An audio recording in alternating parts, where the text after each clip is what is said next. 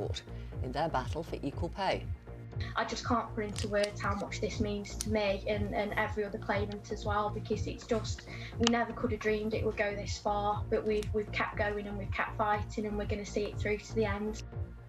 China's imposed sanctions on 9 British citizens, including 5 MPs, after the UK took action over human rights abuses.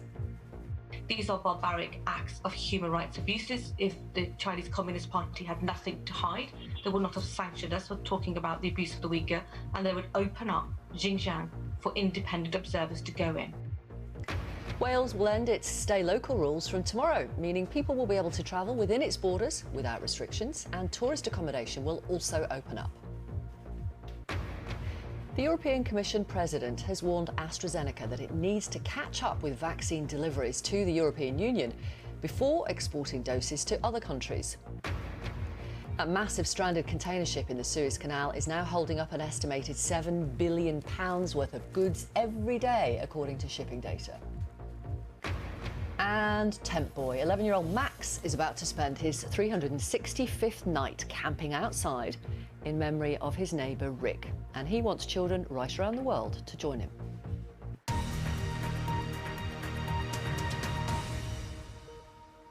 So we've got a 4th day of disruption for shipping traffic through the Suez Canal, one of the world's busiest waterways, because of that container ship still wedged right across it.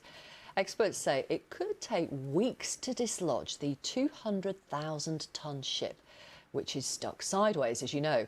12% of total global trade moves through the canal, and it's estimated that the Ever Given is holding up £7 billion or almost $10 billion worth of goods every day. According to Lloyd's List tracking data, there are more than 160 vessels.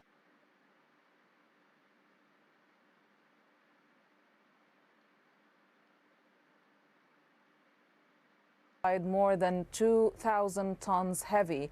Sources at the Suez Canal Authority say that they need to remove around 20,000 cubic meters of sand to make room for the ship to move, and that can take up to 6 days. So the situation is quite complicated. It's creating congestion in the canal. More than 150 ships are stranded, waiting to resume their journeys. No time frame has been given when navigation can be resumed in the canal and things can go back to normal. Some ships already are considering to reroute and go around the whole African continent so that they can proceed with their journeys and reach their destination.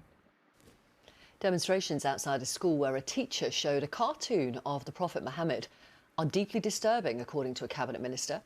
The Community Secretary, Robert Jenrick, has condemned the protest outside Batley Grammar, and he defended the right of teachers to show images of the Prophet.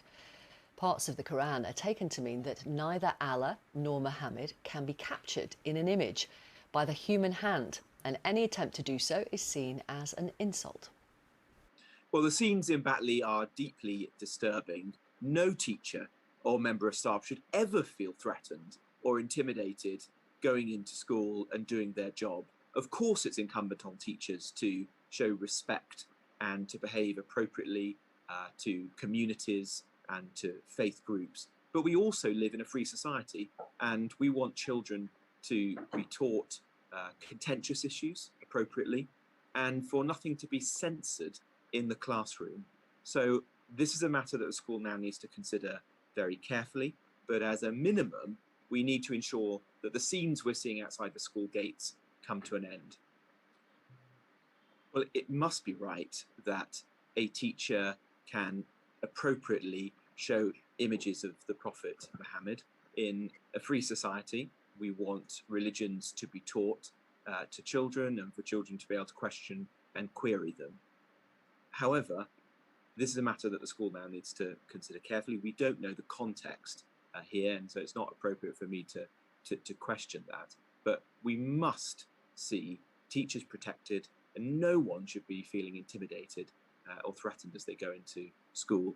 And the scenes that I've seen yesterday and this morning in Batley are deeply unsettling. Last year's scheme in England to bring all rough sleepers indoors at the start of the pandemic has seen a big disparity in the outcomes of those supported. new data has revealed. In some areas, more than 80% of those helped are in long-term accommodation. In others, it's less than 15%. Campaigners say the government must provide a clear national strategy.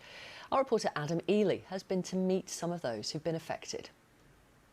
This is where I used to live under here for 12 months before the pandemic. I used to have a bit of carpet underneath the floor to keep me warm basically in it, so like the concrete doesn't get through you. And I used to have a sleeping bag and a pillow basically, and that's all they had under there.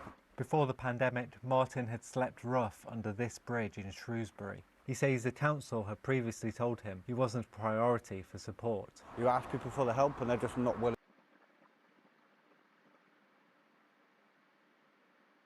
Away from this kind of luck of the draw and postcode lottery approach, where kind of at a local level decision making is dependent on the funding restrictions, the difficulties that local authority and local area is facing, which can mean that people aren't getting what they need to end their homelessness. Across England, more than 11,000 individuals still remain in emergency accommodation. Paul from Oxford is one of them. He says having a place to stay over the last year has greatly improved his mental health. All of a sudden, all the anxieties and stresses began to fall away. If tomorrow we were to lose the accommodation, it's back to square one, isn't it? The government has provided unprecedented amounts of funding. So not least, for example, £4.6 billion of unring-fenced funding to allow councils to make decisions locally. So I think our approach would be not to be too prescriptive, but to leave it to councils to determine what's best for them in their local area. Martin now lives in privately rented accommodation just a few minutes' walk from the bridge he once slept under. He remembers when he was first told about his new home. I was a bit emotional, to be honest with you. It's just opened doors for me. Like, I'm now able to work again. If I wasn't here, I don't think I would be. When you've got a place to wake up in the morning, innit? When you're not on the streets, you've got something to concentrate on, ain't you? You wake up more positive. Adam Ely, BBC News. An actor who took part in a BAFTA scheme to improve diversity in the film and TV industry says she was subjected to racist comments while on the scheme and wasn't given appropriate disability support. BAFTA says the vast majority of its participants have a positive experience. Tom Rolls has the story. That one's called Dennis. It's called... This is India Eva Ray, appearing in Channel 4's On the Edge series in 2019. This is my flat. It's all mine. She was encouraged while working on the show to apply to BAFTA's Elevate programme. She thought that the scheme would further help her overcome some of the obstacles she'd faced in the industry as someone from a minority ethnic background with disabilities. But instead, she says, she was subjected to racist comments at a meeting with the casting director at BAFTA's HQ in central London. She said, I don't really have industry advice for you. The advice I have is more about you understanding what you need to meet when you're going up as a lead. And then she went like this and then said exotic talent in these rooms with our British talent. I've been listening to you, my darling, and I quote, she said, I can't understand the English coming out your mouth. Ms Ray says she was then advised to learn English and to take elocution lessons. When she went to ask a mentor on the scheme for advice, she says she was told she might never work again if she spoke up. BAFTA says it hasn't received any complaints about either incident, but that if it had, they would have been taken extremely seriously. We were made aware that the participant had a negative experience with the casting director, as they mentioned it in passing during a session with another actor. We are not aware that this incident happened as part of the Elevate programme. Ms Ray also has a condition which makes processing spoken information more difficult. Society.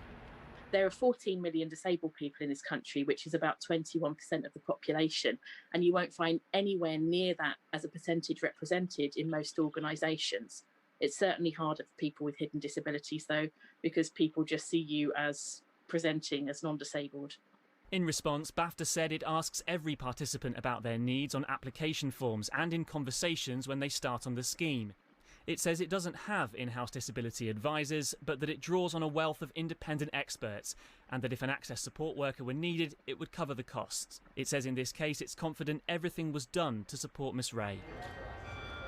This year saw one of BAFTA's most diverse film award nomination lists to date, but these allegations will raise questions about whether more could have been done to help emerging underrepresented talent, even on a scheme dedicated to supporting them.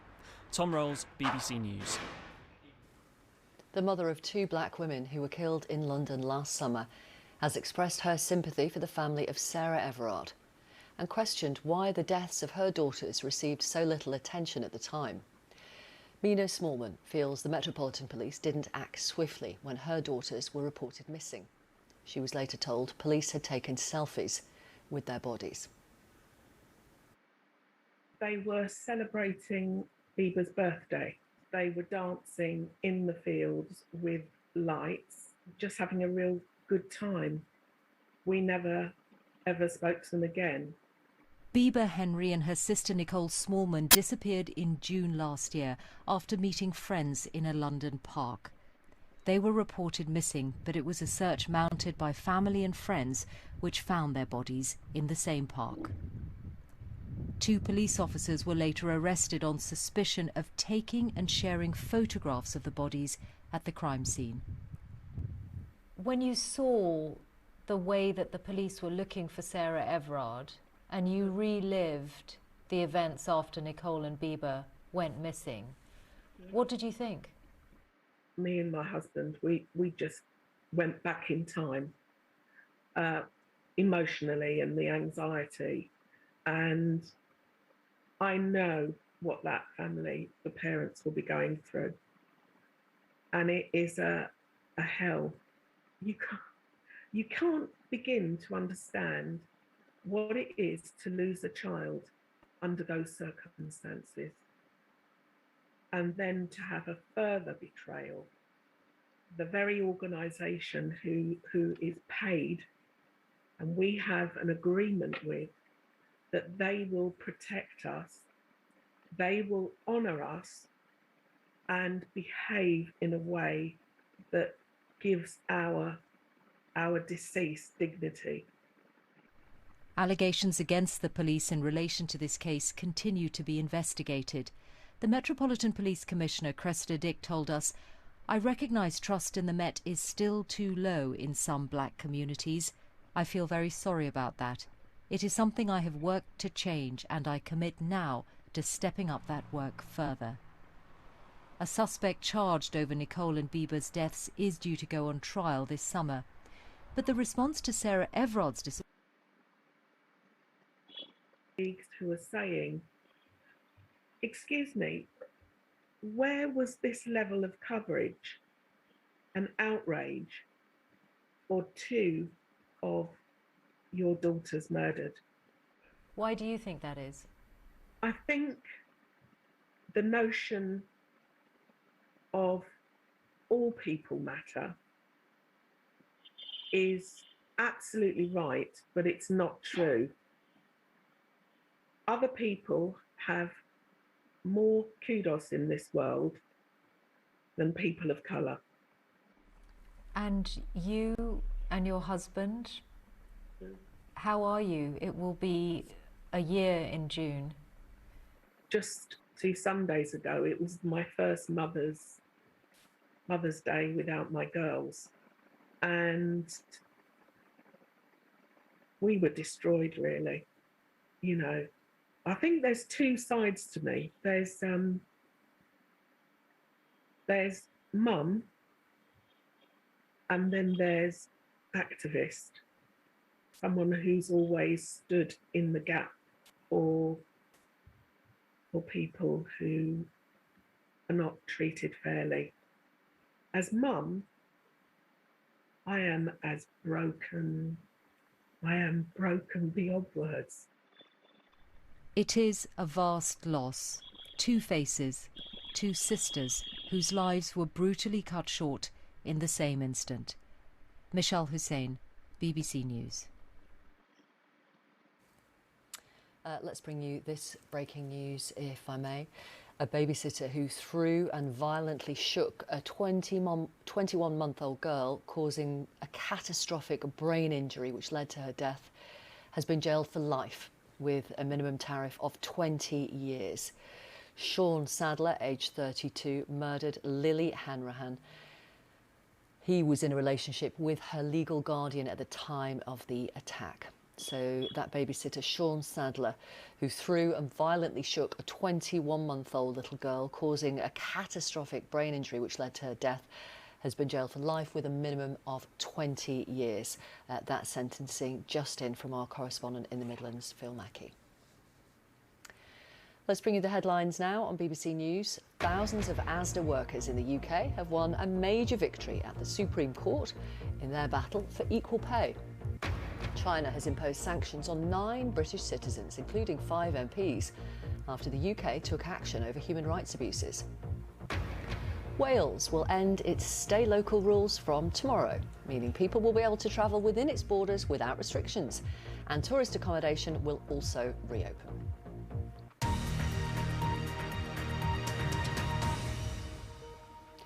The highest number of unaccompanied minors travelling to the US are from Guatemala. It's an extremely dangerous journey, especially for children. But the migrants